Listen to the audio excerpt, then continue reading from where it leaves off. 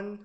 I guess my name is Safar. Today's guest is John Duffy. He's a professor of economics at the University of California, Irvine. He works at the intersection of behavioral and experimental economics, macroeconomics, and game theory, often running lab experiments to test how people from form expectations, coordinate, use money, and respond to policy. So Professor Duffy, if I may call you that. So I will explain the agenda today. So first, I will ask you some personal and work-related questions. After that, we will move to the part two, where we will specifically talk about one of your research works, which is cooperative behavior and the frequency of social interaction. And then we will go to the third work, to the discussion of the third work, which is why does macroeconomics need experimental evidence?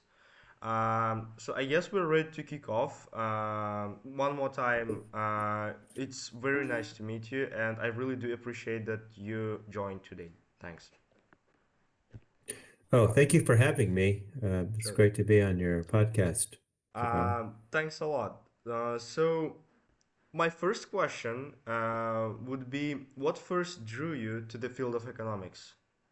Was there maybe some open eyes moment or something? Yeah, well, I started off thinking about different fields I could study. I was interested in engineering, but I was also interested in history. And then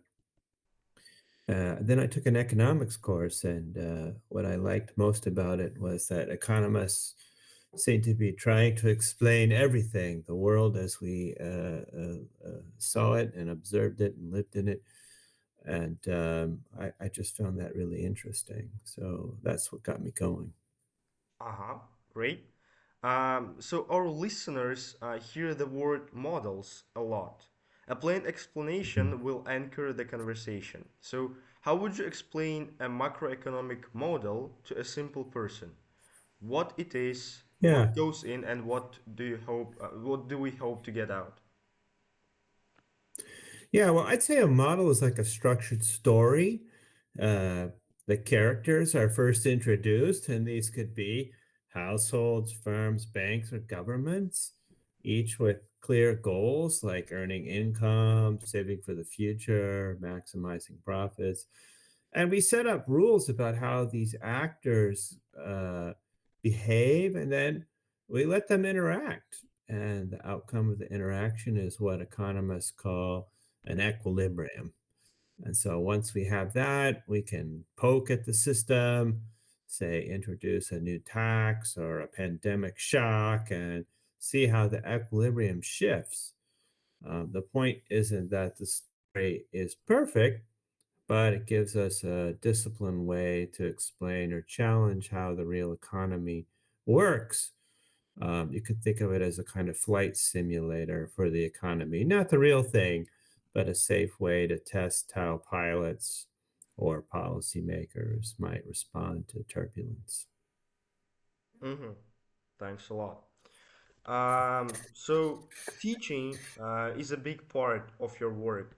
What's your favorite course to teach and why? And how do you make economics engaging for students who may initially find it abstract or even intimidating? Yeah, well, I love teaching game theory and experimental economics. Those are my fields. What I like about that is that students kind of immediately get, especially game theory, because it's about strategy and it's something that they already practice every day. You know, people know simple games like rock, paper, scissors, or like which line to choose at the grocery store, or even negotiating their chores with the roommates. And in classes, we play real games like an auction or a coordination game, and we analyze um, why people behave as they did. It's often very surprising what outcomes we observe. One thing we frequently learn is that fairness matters a lot more than pure money maximization in some contexts, and people are willing to cooperate even when theory predicts that they should be selfish. And that kind of experience in these classroom games makes economics feel a lot less abstract and more like decoding everyday life.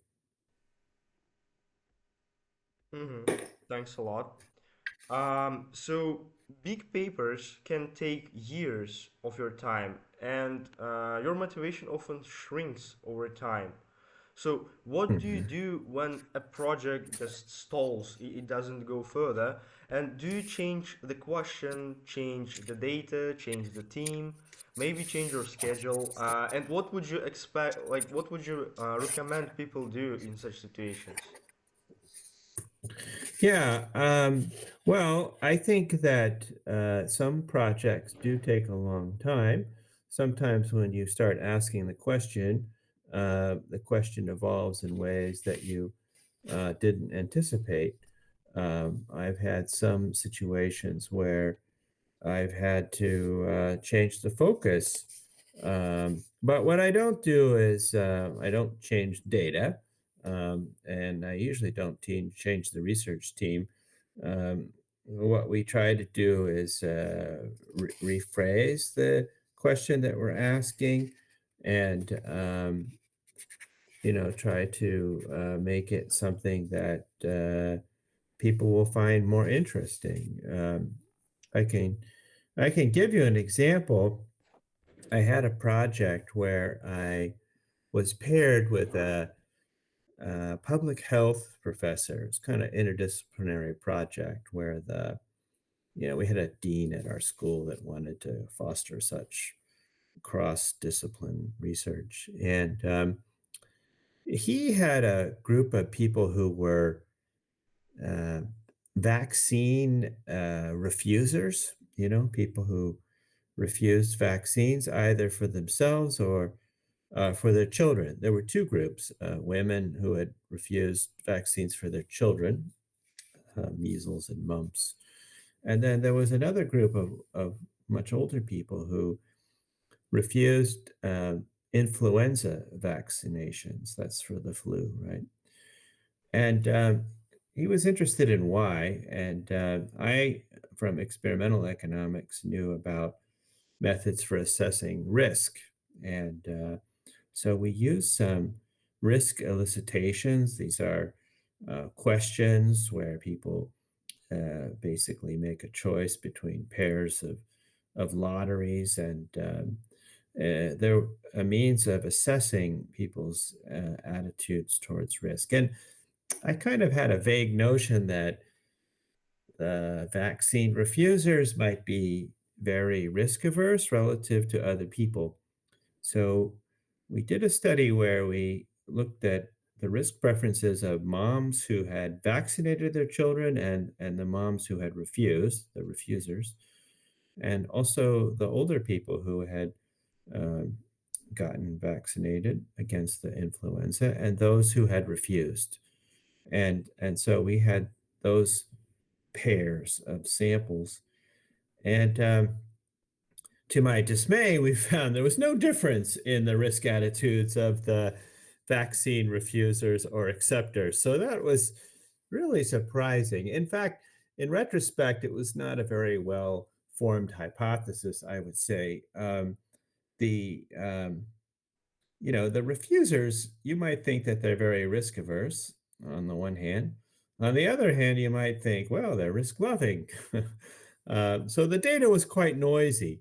But what came out of it, which was more startling and which became the focus of the paper, was that older people, the older influenza refusers and acceptors, were way more risk averse than the younger mothers.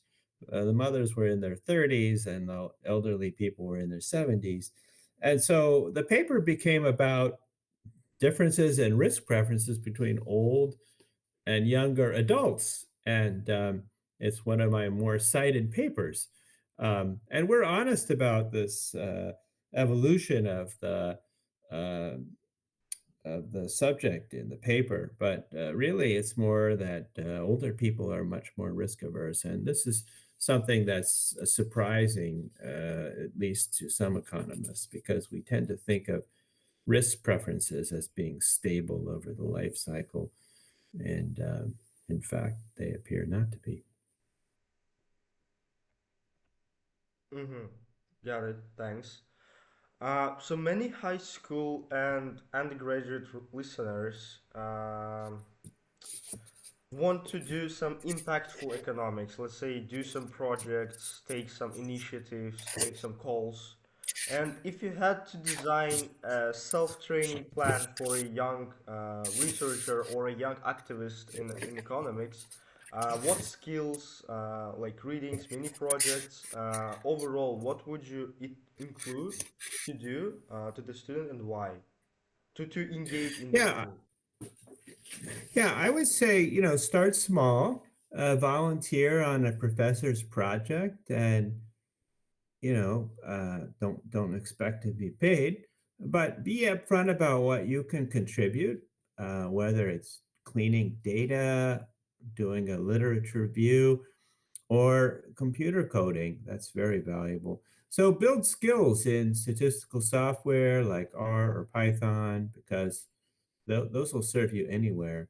And give yourself some mini projects. Try to replicate published papers results or design a small survey. The practice of finishing something, even a modest project, is a really good teacher. So that's my advice.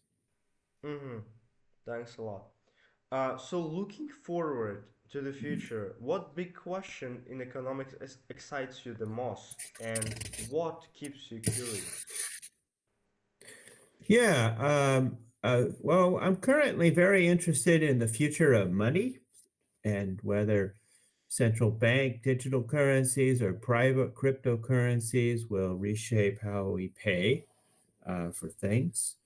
And that's motivating a lot of my research right now. I'm currently working on how privacy concerns may prevent a complete digital revolution, but it seems that we're headed that way.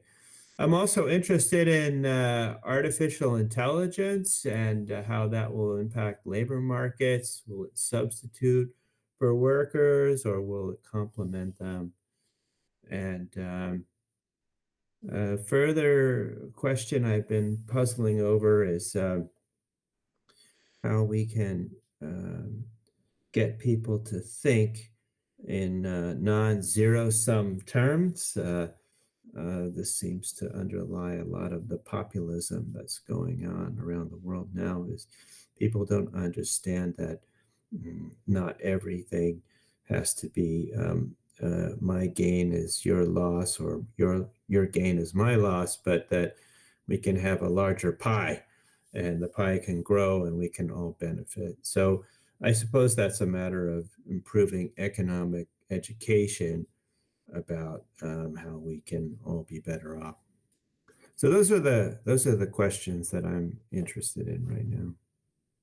Mm-hmm. That's pretty interesting, especially about the cryptocurrencies. Yep. Yeah, So I guess we can move to the part two. The work cooperative behavior and the frequency of social interaction. yeah. So I will first briefly introduce the work, and then we will go through the questions. Okay. All right. So the question here is simple. Do stable, repeated relationships foster cooperation more than anonymous, constantly changing ones? In the lab, participants played an indefinitely repeated prisoner's dilemma, which is quite interesting. And some faced a fixed partner, while others were randomly rematched each round. And in the stranger setting, the authors also tested tiny reputation cues, like an opponent's last action. And the results here are clear. So, with fixed partners, cooperation rises and stabilizes. With random rematching, cooperation is low and often declines.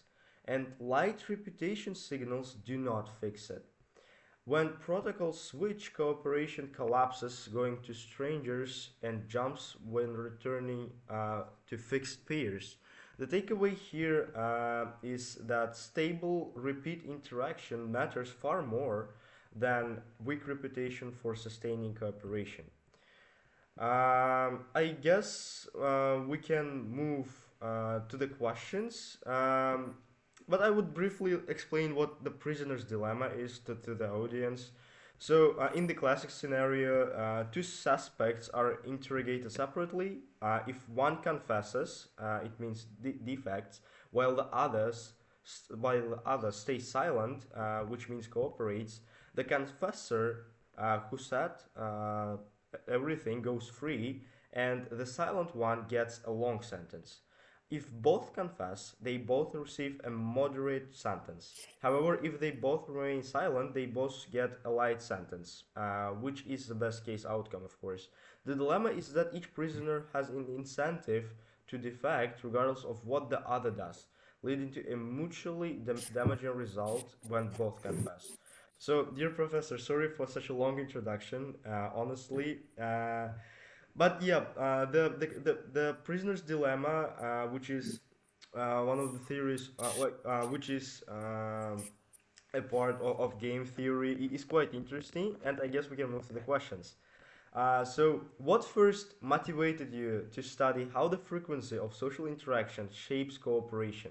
Was there maybe a gap in theory, a real world puzzle, or a moment in the lab, or just some evidence that you had that made you think the question needed a clean experiment test?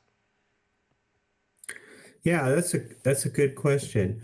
Um, so one thing about the prisoner's dilemma that I don't know that people are familiar with or appreciate enough is that um, the theory says that if the game is repeated and if players are sufficiently patient and if they care enough about the future, um, uh, it's possible under the right strategy that they can sustain cooperation for a long period, indefinitely, basically, and that's done by the threat that if you, my opponent, ever stop cooperating, then I will too.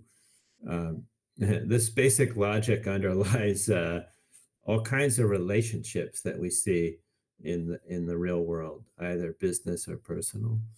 And so my motivation, there were several for addressing questions of repetition in the play of the prisoner's dilemma, and particularly among randomly matched strangers. So the question came from my background in macro and monetary economics. I was I have a paper that follows up on this question with Daniela Puzzello. But basically, if you and I meet often enough, maybe we don't need dollars, right? Or money. We can use IOUs instead, trusting that we'll cross paths again and square up. Anthropologists tell us that's how many small communities functioned, repeated interaction substituted for formal currency. There's also a deep theoretical idea here that was formally developed by an economist, Michihiro Kandori. And he showed that, if you have a finite group of players, people, who are randomly matched and interact with one another, and no fixed end date, then cooperation in the repeated prisoner's dilemma can survive because of the threat of group punishment. And that's using the so called grim trigger strategy. That's an equilibrium where society as a whole uh, cooperates unless and until they observe a defection by another player. And once players experience a defection, they go over to the dark side, so to speak, and they defect forever after themselves. So the threat of triggering this transition from a good outcome to a bad one causes everyone to behave themselves and continue to cooperate despite random matching. And I wanted to see if this elegant theory actually held up in the lab. And it turns out that for low stakes prisoner's dilemma games, it does not seem to work under random matching. Players instead converge on another equilibrium possibility, And that's one where everyone defects.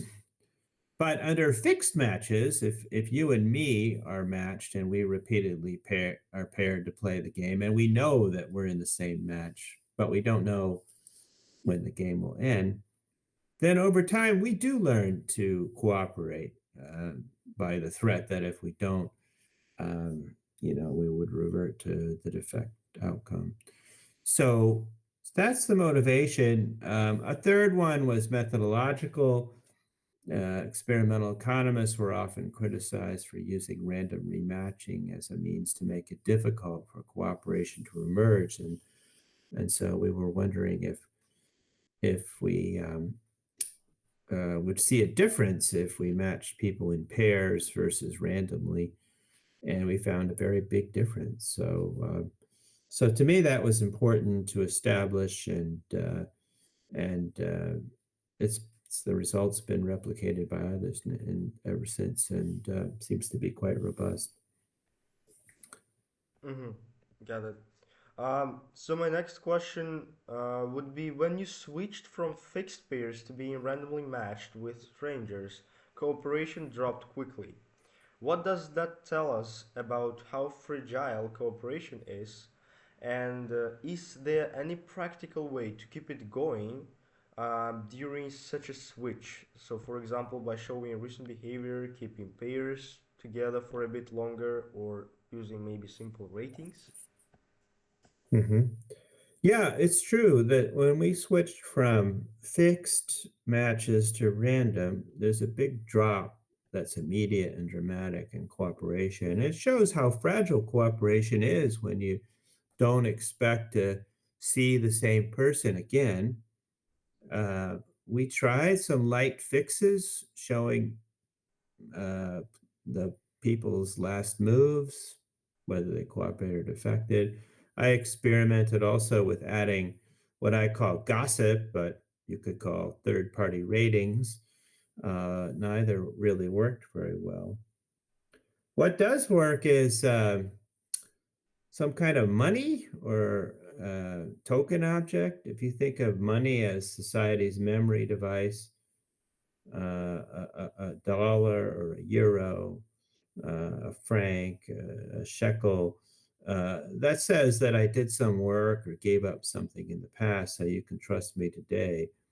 And in a world of strangers, where you can't enforce contracts or um, everything is anonymous, money is a pretty simple reputation system. So that, of course, requires that we believe that money will be worth something in the future.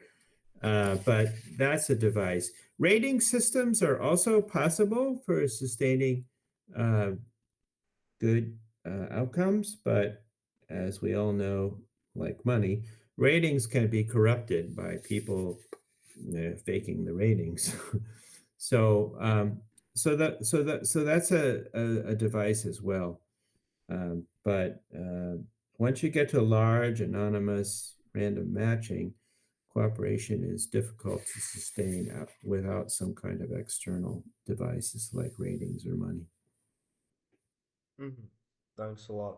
So, your results suggest that repeat partners are a stronger engine for cooperation than light reputation signals in stranger markets. So, is there a tipping point in how often the same people meet, some minimum frequency or persistence of partners beyond which cooperation suddenly takes off? And what's the smallest extra signal, if there is any, of course, that would push a stranger's setting past that threshold?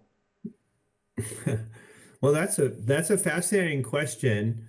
Um, it's also hard and expensive, I think, to pin down precisely. Theoretically, yes. Once people expect to meet each other often enough, cooperation should become self sustaining. But in practice, finding that magic number of repeat interactions, I think, is very tricky. Might depend on the setting. In a village market, a handful of repeat encounters might be enough. But in massive online platforms, you need something more. Probably the cleanest is some kind of reputation system that's exogenous and that is beyond corruption. But um, it's a question for further research, I would say. Mm-hmm. Got it. Got it. So my last question regarding this work would be if you were redesigning a major marketplace for 1 month. I know professors do not like such kinds of questions, but the audience does. Mhm. What one change, longer lived matches, persistent pseudonyms, or a short public action history, maybe, would you implement first to raise cooperation between the users or the buyers, and which metric should improve fastest? Yeah, I'd probably go straight to full histories of actions and not just a snapshot of your last trade, because it's very easy to manipulate what you did recently. But a complete record of your past behavior, think of like credit scores. This is very good for keeping people honest and focused on good outcomes. Um, so, seeing someone's entire history. In other work I've done, showing people's entire history in a trust game led to substantial amounts of trust and reciprocity, similar to cooperation in a repeated prisoner's dilemma game. And why is that? Well, essentially, that's like having universal surveillance, cameras everywhere. If there's cameras everywhere, people are going to behave. And that's basically the system we're moving towards, right? With blockchain ledgers and potentially central bank digital currency, you're getting rid of the shadow parts of the economy. And the smaller are the shadows, the less bad stuff can happen. So, I don't want to sound like an advocate for a surveillance state, but in principle, that's the best way to raise cooperation in anonymous random matchings, and that's the direction we seem to be going to. Mm-hmm. Thanks a lot. That's all by this work, and we'll now move to another, which is why does macroeconomics need experimental evidence? So I will first briefly explain the contexts and the results of the work, and that will move to the questions. I will try to keep it short, honestly. The paper argues that macroeconomics shouldn't rely only on dynamic stochastic general equilibrium models and historical data. It is argued that it should also use controlled experiments with some real people to test big assumptions. We can take, for example, like rational explanations and intertemporal optimization, and to trial policies in a low risk test based before they're used in the real world. Here, Professor Duffy reviews evidence showing that people often don't instantly form rational expectations and that their saving choices can deviate from model perfect behavior, and that classic policy rules can underperform in the lab compared to the alternatives. One more thing that is highlighted is that experimental work on Taylor rule policy and central bank communication, where wording and transparency change outcomes. The punchline here is that experiments are a complement to modeling, and using them to make macro models more realistic and policy design smarter is actually good. Um, so I guess we can move to the questions now straight. You were affiliated with Osaka University's Institute of Social and Economic Research, where economists run real, controlled experiments with participants. So, what does a lab experiment in economics actually look like? And when economists run an experiment, what do participants do, and what does the experimenter learn? Can you tell in details about this, please? Yeah, okay. Well, I'm also at UC Irvine. That's my principal appointment, and I have a lab there as well. But there's also a lab at Osaka University. But in both environments, um, a lab experiment is pretty simple. You've got people sitting at computers making choices in virtual economies, like flight simulations, like you're training pilots. But the choices in these lab experiments have real money consequences, and people might decide how much to bid in an auction or a contest, or how much to save for their future retirement, or how they respond to central bank announcements about monetary policy. These are some of the things that I've looked at.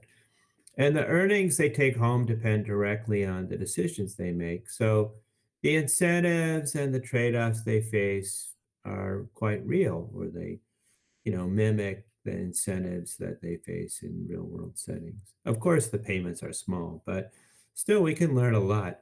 Um, the beauty of the lab is the control that is provided. In the messy real world, so many things are happening at once. It's hard to know what causes what. But in the lab, we can isolate a single factor, say how expectations about inflation react to information, and we can see the causal impact of that. It's like a wind tunnel for economists, a smaller scale than the real world, but the physics are the same, and you can test the design before putting the plane in the air, so to speak. So that's what I've been advocating. Central banks, in particular, ought to test out policies in the small scale of the lab before implementing them in the field. And experiments are helpful in assessing the impact of those policies. Mm-hmm. Thanks a lot.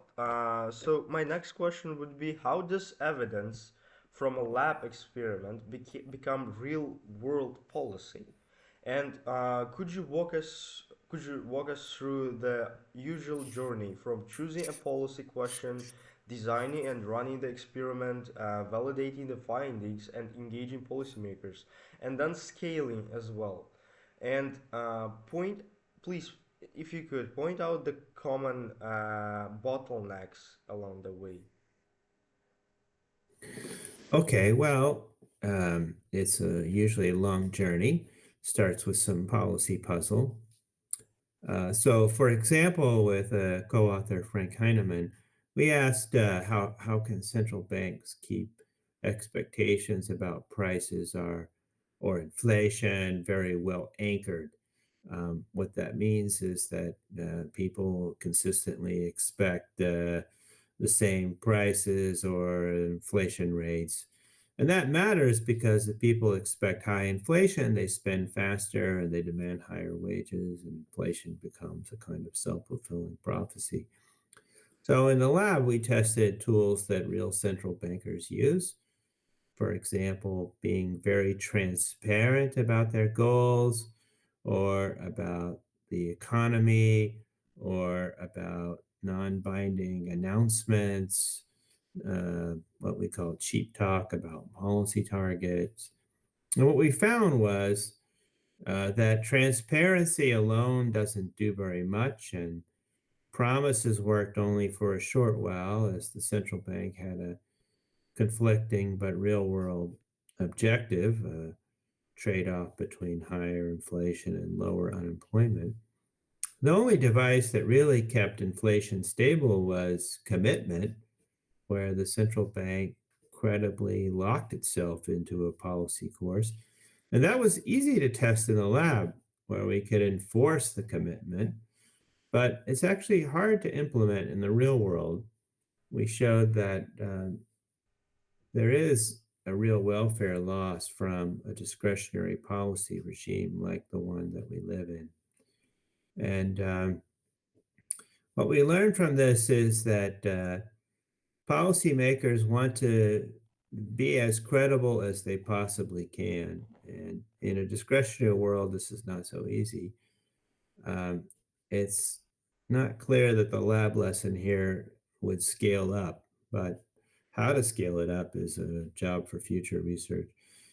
But still, I would say experiments provide policymakers with a test bed, a kind of safe place to fail, to refine, and sometimes discover policies that might work better than others. Mm-hmm. Thanks a lot. So traditional macroeconomics relies on dynamic stochastic general equilibrium models and past data.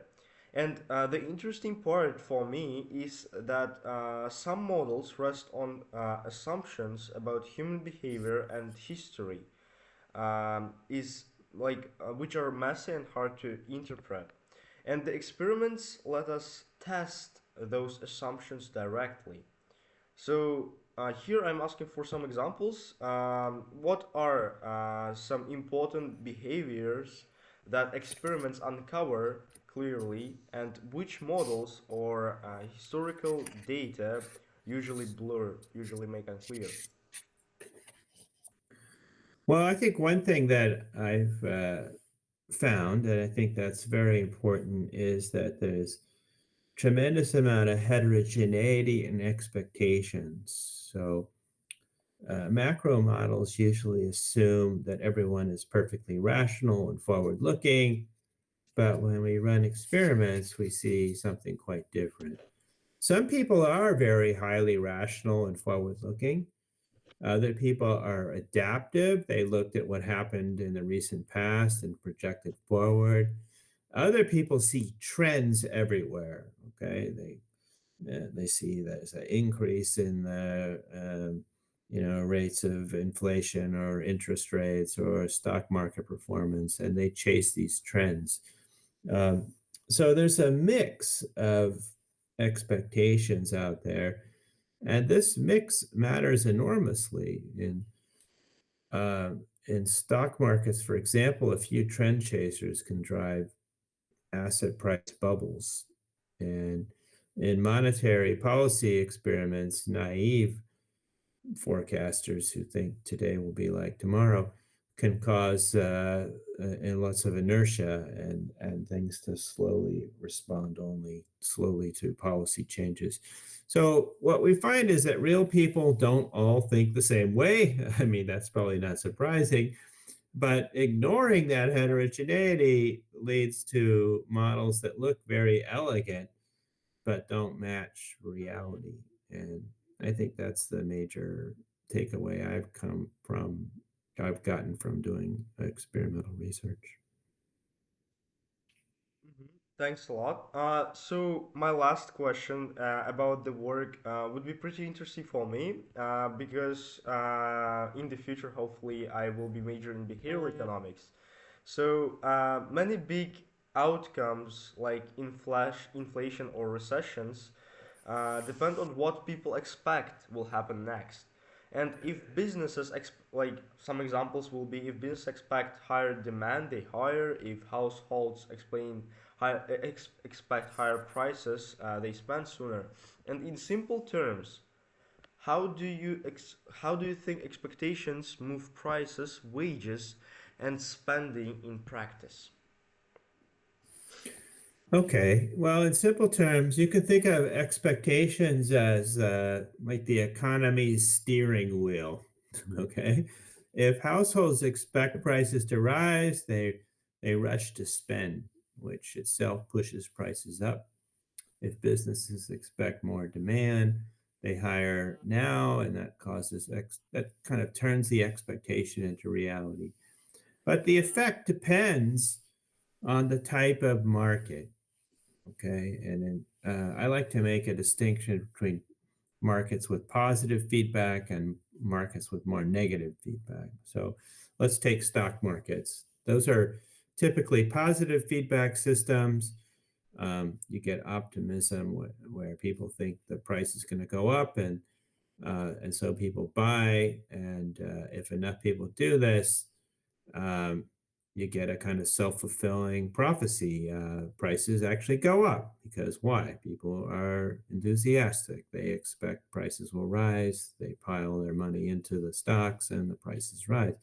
And this could go on for some time until fundamentals snap back, and prices come back to earth. By contrast, in other markets with more negative feedback, like commodity markets, um, negative feedback kicks in very quickly. So, for example, think about corn or soybeans.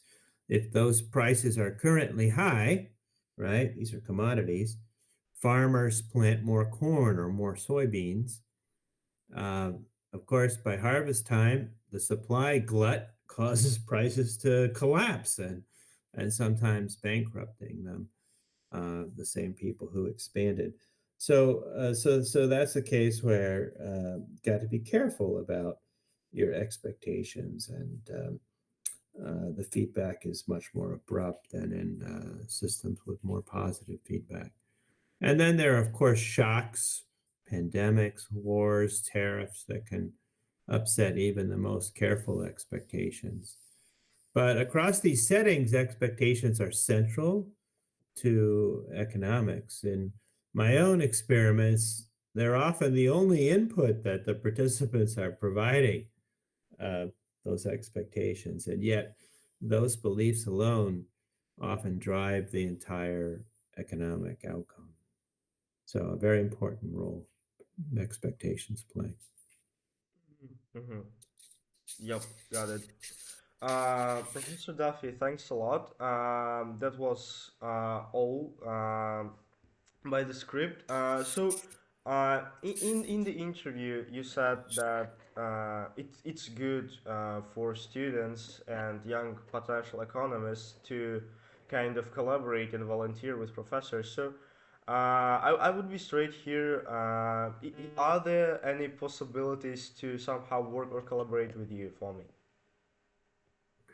Yeah, I have some collaborations with students who are interested in what I'm working on. And if you're interested, then you can write to me and tell me what you find interesting and what skills you could bring to the project.